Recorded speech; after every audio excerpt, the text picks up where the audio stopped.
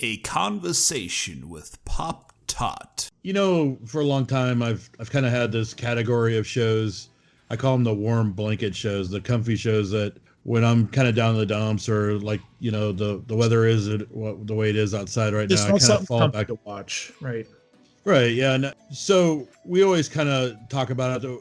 Star Trek and Star Wars and Marvel shows aside, let me ask you, what is, and we can take turns on this, what is your go-to shows for when you're down in the dumps or you just like mindless TVs that just bring you comfort, warms your heart up, and makes you smile? What would you go with? Now that this show is a new show, and I've been wanting to do it on Lost and Found, but I haven't.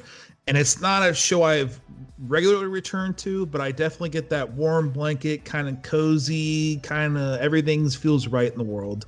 And that's a show that you know of, and it's a CBS show on the second season called The Unicorn.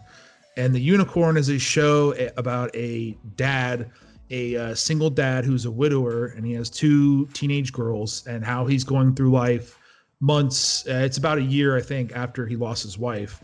And I believe you've watched the first season. It's now 8-9 episodes in the second season, and I absolutely adore it. I always take giant, colossal shits on CBS stuff, but I love that show. You're married. No, I'm not. Tell that to the white circle on your ring finger. I can explain this. I don't date cheaters. But I'm not a cheater. Look, I couldn't cheat if I wanted to. My wife died. I agree. I watched it at your recommendation, and I burned through the first season. I'm like 3 episodes behind on the second season. I adore it. The guy who plays the lead from he was in Justified. Yeah, Goggins. He was also in The Shield too. When I saw the promos, I'm like, "There's no way this badass bad guy is going to be playing a romantic lead on a sitcom on sweetheart CBS." of a guy, and you're like, "Wait, what?" He does it. He does it well. And you know, we talked about in our last video. He's again another actor that can completely disappear into the role he's playing. That's a good choice. I think one of my go-tos is kind of odd is How I Met Your Mother. I'm pregnant. Are you sure you're not just getting fat? Interesting. The plots behind it is somewhat kind of convoluted and stuck together. It's a major ripoff of Friends. Yeah, for sure. It's in New York. It's around 6 people. It's I think it's 6 people, isn't it? 2, 4, 5. 5 people. They all have like same plot lines that Friends did, but I think there were certain plot lines that How I Met Your Mother did better. I'm not counting the final season of How I Met Your Mother. Please, fans, do not watch the last season of How I Met Your Mother. It's total garbage. It's terrible. But when I'm feeling down, I need something on in the background. I'll occasionally just throw an episode of How I Met Your Mother on. You never want a show to get canceled, but if How I Met Your Mother was to have all the seasons it had, but got canceled before the last season, it would be an amazing show. But I think that last season completely ruins it for me. What would be another show for you? I'm going to go, it's so ironic because I just got done saying I take colossal shits on CBS. So people are going to be like, what an idiot. He can't think of anything else to watch. One of my favorite shows of all time, and it's despicable TV that I absolutely adore, is Survivor. And I've watched Survivor so many times over. There's seasons I'll go back and I'll watch with Boston Rob and whoever, and I just love it. I think it's kind of weird because it is a warm blanket show, but yet you feel like you're on the beach. And I think that's why I always kind of like it, is it felt like I was taking a vacation. Now, I wasn't always crazy about the personal dramas, and the original first few seasons Survivor really stuck out with we're going to do actual surviving and go through these horrible situations. And it kind of devolved into a personal drama and personalities mixed with the challenges. And now it's kind of all it is. But I still just absolutely adore just the location. I think Jeff Probst is one of the best TV hosts, period. He's hilarious. He's quick-witted.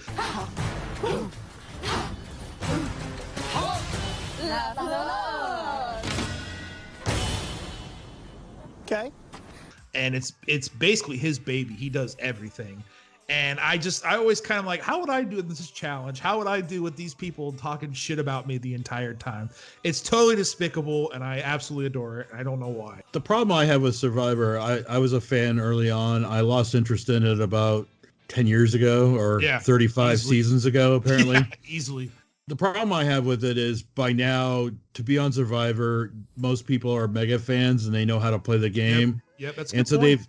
they've really had to change a lot to keep the game going. That's a good point. You know, And it's one of the most popular, reality game shows Right. ever. And like you said, there's people that come on there like, oh, I know what to do in this situation. So they have to deploy these other methods to make it more interesting. But then it kind of circumvents the mainstay of the game. Then eventually you're kind of like, wait, isn't this about surviving on an island with strangers? Because it doesn't feel like that. And it's totally despicable TV, and I enjoy it. And I know people are gonna be like, oh, I'm just gonna unfollow, but we all need the garbage. We all need the Transformers to survive. And the Oscar goes to. You guys have like dirt and sand everywhere. Feel dirty. For me, it would be Leverage. Okay. I know you talked about Channel it favorite before. Leverage. Yeah, of course. Yeah, Leverage is one of those. I love every character in the show. Yeah, I love me too. every episode of the show. Yep. There's just something about there's some decent acting. It's corny at times. Yeah, of course. But it kind of goes back to the days when I was a kid and you had TV shows like the A-Team, Yep. where you had this group of misfits that were their only thing out there was to help other people. Yeah. And that's what it kind of feels like to me. I fall back into it time and time again. And if I'll just put on a rando episode, and before you know it, I'm 6 episodes deep watching it in the background. Yeah. Yeah, and I think Leverage, it reminds me a lot of not with the production value, of course, but like of Ocean's 11. Kind of that you feel like you're part of the team and you're kind of doing something dangerous and thrilling. And when you got to the end of Oceans, you're like, how'd they do that? And Leverage, every episode, you're like, wait, how did they do that? And you're like, oh, okay. And every now and then, like you said, it would get a little corny. Obviously, Leverage is a big stay here, a big welcomed Tot family tradition. Where were you? I was running an errand. Weren't you with the boyfriend? I'm going to go with what I said I was going to pick just because I want to cop out, and we've been talking about it a lot lately, but I'm going to go with Psych. Please excuse while we confer. Pumbaa? Meerkat? I think Psych to me is just that, and I said, and people absolutely adored that line in the video, it is the ultimate comfort show. And I think it is. It's your buddy and you doing adventures and solving crimes and laughing. At the end of the day, you have each other, you got a family, you got a supporting cast of people that care about you. You want me to poke you in the eyes on the roof? And you always feel like Sean was always in the mix, even though he shouldn't have been in the mix. And I feel like we all kind of want to be in that mix and have those kind of cool, kind of unique abilities that aren't necessarily superpowers, but they're not necessarily things you could have day to day. Right. And I think Psych has really just stood the test of time and gained such a fan base because it feels like you're just a part of the Psych cast, a lot like Leverage. And I think they share a lot of similarities to each other in that aspect. Hello, my name is Lenny. I like to... Right, absolutely. The Sean Gus bromance is the best.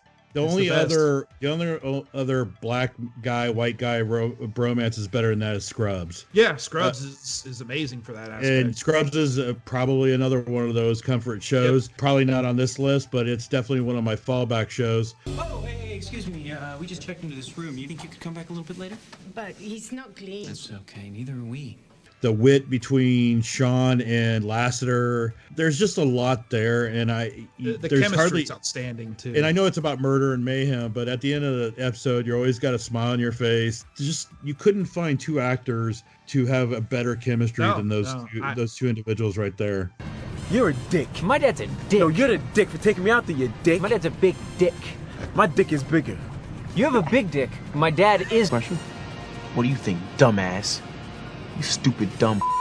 And it reminds me of perhaps the ultimate the ultimate childhood comfort blanket show, and that was Scooby-Doo. And that's what I made that comparison. Right. It feels like you're watching a Scooby-Doo mystery. It's always this like huge, ridiculous plot, and it always just kind of boiled down to, well, I need to kill this person or I need money. And that was kind of like Scooby-Doo. Like, it was just this ridiculous plot that boiled down. What would your third choice be? This is going to probably surprise you, and I've watched it once, and I actually watched the first episode of the first season again, and that's fairly newly minted Ted Lasso. Oh, okay. Ted Lasso, you had recommended it to me. It's on Apple Plus's service. It's a great show. I love Jason Sudeikis.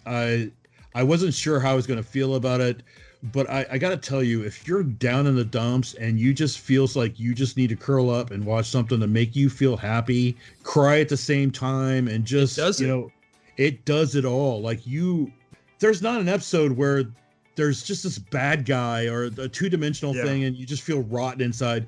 Like, one of my favorite shows of all time is Battlestar Galactica, and the Ronald Moore version. And I can't watch it often because it leaves you empty. Yeah. Like, it hollows your soul out.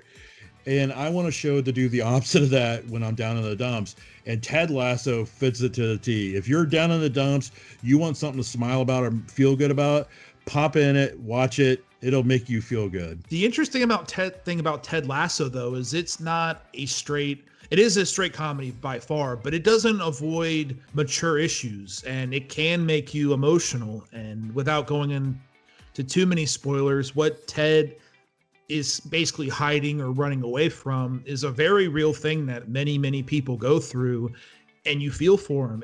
And I always thought, watching it, I was like, this guy, is he a crook? Is he a scumbag? And it's like, no, Ted Lasso's issue is he's got to be the nice guy to a fault.